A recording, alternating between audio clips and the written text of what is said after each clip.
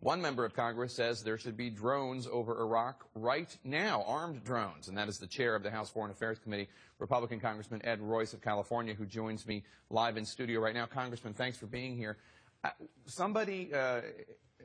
You're calling for armed drones to be attacking the terrorists right now. This is a call that was asked for 4 months ago. For some time now, there's been a lot of pressure on the president to support an effort to suppress this al-Qaeda group, which is trying to set up a caliphate. Clearly, we have a strategic interest in this. If they get a toehold there, they'll use it to attack Jordan, Israel, the United States. We do not want to see a caliphate established. So for 4 months now, this request has been turned down by the president, made repeatedly by Iraq and made by our other allies in the region.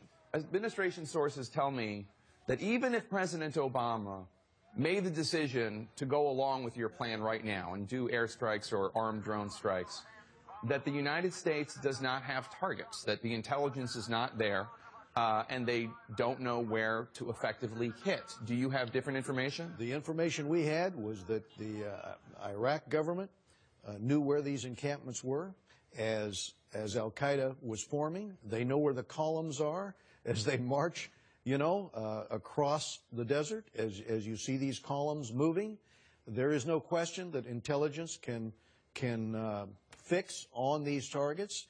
And this would give the Iraqi forces on the ground the air support they need. But right now, of course, with a group as determined as al-Qaeda is, if you're not going to hit them from the air, they're going to be able to roll through city by city, get more ammunition, more equipment every time they take a town, and they continue to grow. We need to be decisive here. ISIS, obviously not al-Qaeda, perhaps even worse than al-Qaeda. Al-Qaeda split from them in February because al-Baghdadi used tactics that turned locals against them, beheadings, public floggings, and the like. But I take your point.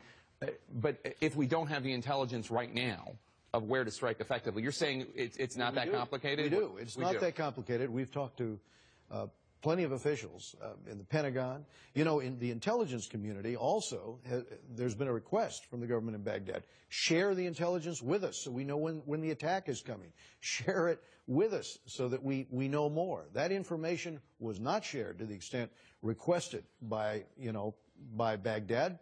And on top of it, the request that they said, either hit those targets or allow us with drones to hit those targets. But those targets have to be hit because they're on the march. They're building, and that's exactly what has happened. It's reached critical mass. Has the Obama administration, you're the chairman of the House Foreign Affairs Committee, has the Obama administration been in touch with you at all about the options that they're considering? The most recent discussion I had was yesterday with the Vice President. And so I know that the cabinet or the close administration officials to the president are going to be discussing this weekend with him options. But the point I'm making is that for 4 months, we haven't been decisive. And it has cost us dearly in terms of the advances of this effort to set up a caliphate there. Not just a threat, again, to Iraq and Syria, but also to Jordan and other countries in the region. Yesterday, we received word that some of the contractors that were helping the Iraqi government, the Iraqi military, with weapons were being evacuated. There are still Americans there at the U.S. Embassy. How safe are they? Well, I think that that call in terms of Americans there at the embassy, that embassy is safe. It's secure. But the wider question is a psychological one.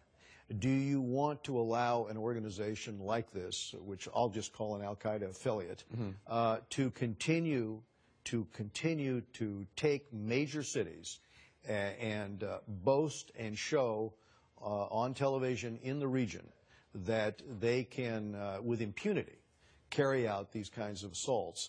I would suggest that now is the time to use air power through drone strikes in order to set them back and give confidence to the Iraqis on the ground and other allies in the region that we will take action to stem this advance. Are you surprised at how poorly the Iraqi military has performed in this? Time after time we've seen that when up against al-Qaeda, you're dealing with an organization that frankly isn't afraid to die.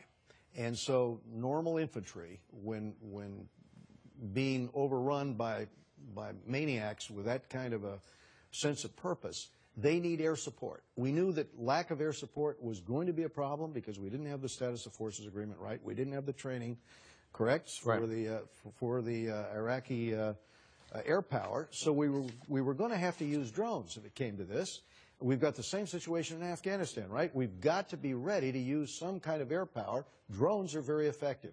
But if the president won't use them, expect us to continue to have trouble on the ground with groups like Al-Qaeda or the Taliban. Congressman Ed Royce, Republican of California, Chairman of the House Foreign Affairs Committee. Thank you.